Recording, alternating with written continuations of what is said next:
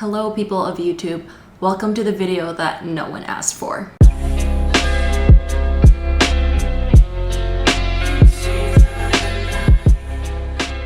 Today I am going to be making brownies because I'm on my period and this is what my period is asking for. My cravings are very strong right now. Trader Joe's brownie truffle baking mix, made with Dutch cocoa and chocolate chips. What I'll need is a full package of mix, 2 large eggs, and 1 stick of butter.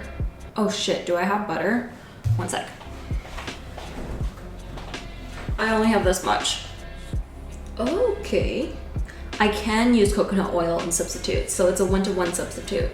So I think I'm going to do like half butter and half coconut oil. Okay, this is okay. The video is still gonna work. First, we have to preheat oven to 350 Fahrenheit. Okay, so the oven is preheating right now, but I forgot how loud the fan is. I totally did not think this through, but we'll just have to deal with it. I hope it's not too loud. Is it too loud? Maybe I'll just talk louder. So far I have mixed egg together with the butter and coconut oil. And now we have to add brownie mix and stir until moistened.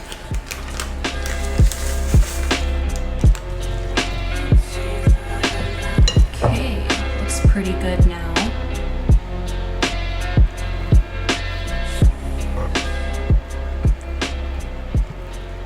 Okay, so the brownies are ready to go into the oven and it's done preheating.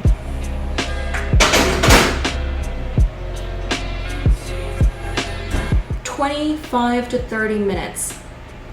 I'm gonna set it to 25. Okay, so now we have 25 minutes to talk. So what has been going on in my life lately? I went back to school. Some of you guys may know this, but I have been basically out of school for 2 years now. And I was in exchange for like the first part of 2018, and then I did 2 internships that lasted like 8 months long each. So it has been like around 2 years since I went back to UBC, and it's definitely, there was a transition phase, and I feel like I'm still in the transition phase right now because yeah, going back to school after doing full-time work for a year and a half is definitely difficult. I cried for like the first week every single night. I was crying because I just didn't want to go back. Well, it was a lot more complicated than that. There's a lot of ambiguity and change. I think especially since it's my last semester in school and I'm graduating in May, you know, there's talk about going back into the real world and what am I gonna do after graduation. And although I do know what I want to do, it's hard to just go for it. Most people dislike change in some sort of way, although we shouldn't dislike it that much because change is inevitably going to happen. I think ambiguity is also a very difficult part in someone's life because you're just walking in the unknown right now, and that is a big part of why I didn't want to go back to school, not because I hate school, but more because it symbolized a change in my life and moving into a different period of my life, as you would say. So going back to school, there's also like something I have to get used to again, like being in class for 9 hours a day. Although I only go to school on Monday and Wednesdays and I have the 3 other days off, which is pretty good, but I have a lot of things going on in my life right now. I've been freelancing, writing resumes for people. I'm also working on a website for a retail store, but they want to transition to an online store, so I'm working on that and their social media. And I'm taking 5 courses right now, so the course load is also pretty intense for me. I don't know if you guys can relate to this, but I have a lot of anxiety about speaking in class. I think this stems from like this fear where I don't want to say something that's wrong. And I know this is stupid because there's a lot of people who like speak up in class and answer questions. They don't really care if they get it wrong because who cares that you get it wrong? It's like a 0.1 second of embarrassment, but overall it's not that bad. So I've been really working on that for myself and just trying to speak up more in class and answer questions even though it may be wrong, but I want to get over that fear and anxiety of speaking in class. And so far, I've been doing pretty well, I must say. I speak up at least like once a day, only if I have something to say. Like if I don't have anything to say or if I don't care much about the subject, I really won't say anything at all. But I've definitely grown a lot from since I was in school 2 years ago. Back in the day when I used to try to speak up in class, my heart would beat like really fast and I had like the sweats. Like I had very intense cold sweats because I was just so scared of raising my hand and talking in class. But now I'm just pushing myself and doing it, and I think with each time that you do it, you'll realize that it's not the end of the world if you get an answer wrong, and that's something I've been working on right now. Another thing I want to work on, I guess, since we're on the subject of this, is being alone. When I went on exchange in Korea, this was in the spring of 2018, and before Korea, I hated being alone. Like being alone was probably like the worst thing. Like I don't even go shopping alone, and it took me a long time to realize that for myself and how much I hated being alone. And when I went to Korea, I felt like I was changed as a person, as cliche as that may sound, but I was changed because I was working on being alone. Although I had a friend who was in Korea with me, I tried to do things by going to the cafe or going shopping alone, and there were weekends where I would be alone, and I was perfectly fine because it wasn't really that big of a deal. But when I came back from Korea, I was slowly regressing back into my old self. Like I came back from Korea as a changed person. Even my friends could tell that I changed a lot coming back from Korea. But I think after a year and a half now of living in Vancouver, I've regressed back to my old self of before I left for Korea. I now don't like being alone again, and I don't want that. I don't want any of that for myself. I want to be able to do things alone and enjoy being alone for most part. I want to like look forward to a weekend that I'm alone and think like, oh, there's gonna be so many things that I can do by myself alone. So I feel like my ultimate goal of being alone is traveling to Portugal by myself. I wanted to do solo traveling for a long time, and I feel like Portugal was a really great place for me to go. And the plan right now is to go to Portugal in May for around a month, because I just want to also try slow traveling and just being in a place for a longer period of time, just so I could be more involved with the culture and not have to feel that rush of like, oh, I have to do this today and because I'm going to be leaving in a week. But since I have a month of being in that country, I feel like I can be more engrossed into the culture. So I want to go solo traveling there, but I feel like I need to take certain amounts of steps right now in order to be able to actually solo travel on my own afterwards. Right now, the idea of me going to Portugal is not good. No, that's not happening in my current state right now. So I want to do like a series of challenges of going shopping by myself, or going out to eat at a restaurant by myself, or just going to movies by myself and concerts by myself, and just being more okay with doing certain things by myself, so in the end I can reach my ultimate goal of going to Portugal by myself. I was thinking of doing that as like a YouTube series, so please let me know in the comments if you guys like it or if you guys hate it. I want to know like all your thoughts and opinions, because I also want to make videos that you guys want to see. I read all of your comments.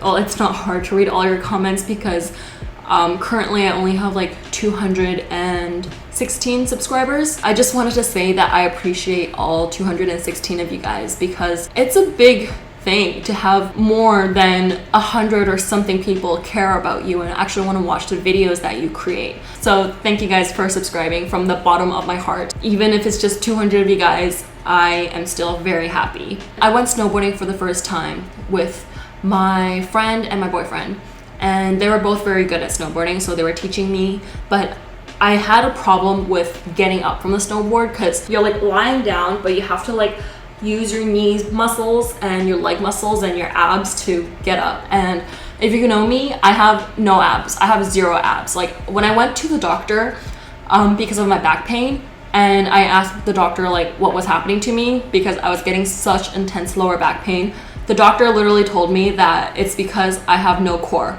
And he touched my abdomen area, and he's like, yep, you have no core, and the only reason to fix it is do ab exercises. So I have no abs. So it was so hard for me to get up from the snowboard. Like when I was on the snowboard, I was doing great, but if I ever fell down or if I ever wanted to take a break and just sit down, getting up was a complete struggle for me. So it was just not working out. And I went down 2 rides, and it took like an hour to an hour and a half for 2 rides on the bunny hill. I was ready to give up, and my friend Edward said to me, if you can do 1 ride without falling down, we can go for chicken and beer tonight. And in that moment, chicken and beer was just so good because it was snowing, it was cold. I just really wanted something warm and yummy, and I haven't had beer in like a month and haven't had chicken and good food in 2 weeks, which felt like a year to me. And that was the motivation that I needed, chicken and beer, because I went down that next ride without falling, and I was like a pro. Okay, I wasn't a pro, but I did pretty okay. So the box says that I have to allow to cool for 30 minutes before removing from pan. So we have 30 more minutes to talk. I'm gonna set another timer. Oh, let's talk about class for a little bit. One of my classes I'm taking is international business, and it's probably the worst choice I've ever made. It's one of my Clapstone courses, so there's like 5 courses I could have chose. And there was like strategic management, international business, and a bunch of other ones, but they don't post the syllabus before you choose the classes. And they have like a very vague description that doesn't really encompass what it actually means. I chose international business because I was like, oh, I love traveling. I would love to work abroad, so this would be a great course. And boy, was I wrong, because it is the hardest course. Oh, I wouldn't say it's the hardest, but it's the one that I like don't understand at all. It's essentially like economics, but on steroids. And I was not good at economics. I think with the 3rd class, he hit us with logarithms. And let me just show you like an example of the slides. So this was like a screenshot I took of the slides, and this was like one of the equations that he hit us with. This thing right here. Like, what does that mean?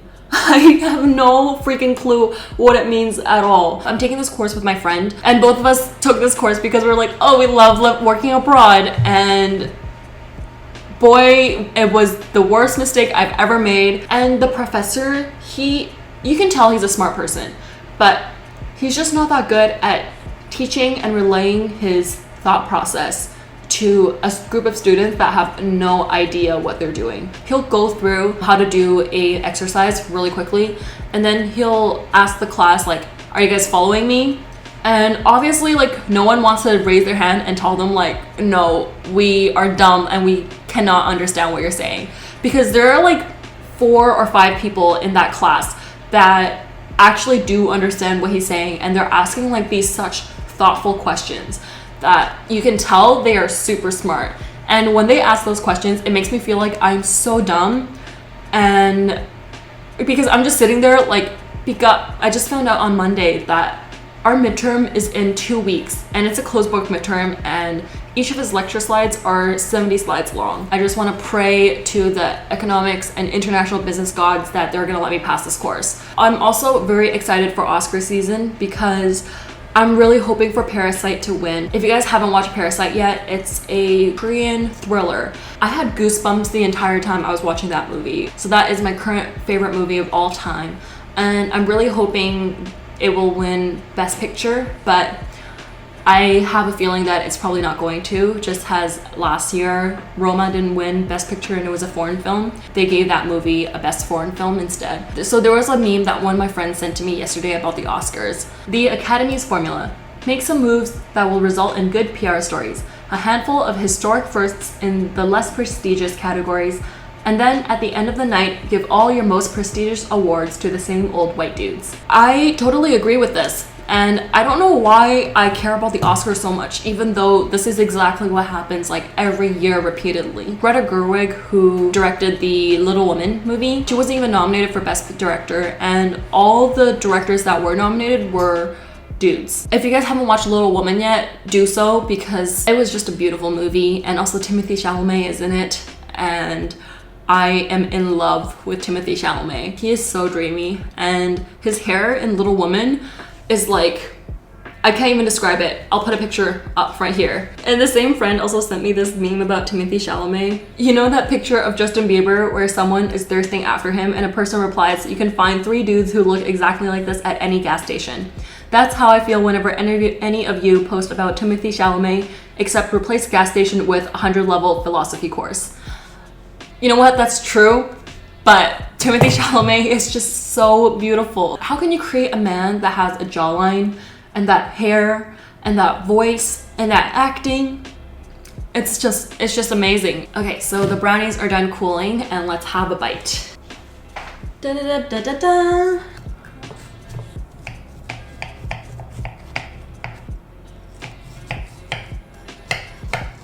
Oh, it's not coming out.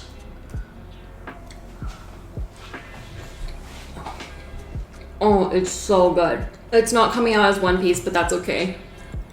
Look at that.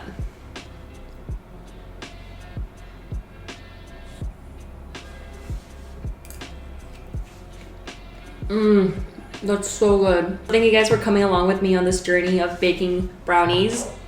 It really means a lot to me that you guys would watch a video about me talking aimlessly about random nonsense. If you guys have any video suggestions or ideas about what I should post in the future, please leave a comment below and subscribe if you haven't already. I love all 216 of you guys out there. Stay safe and have a happy February. Bye.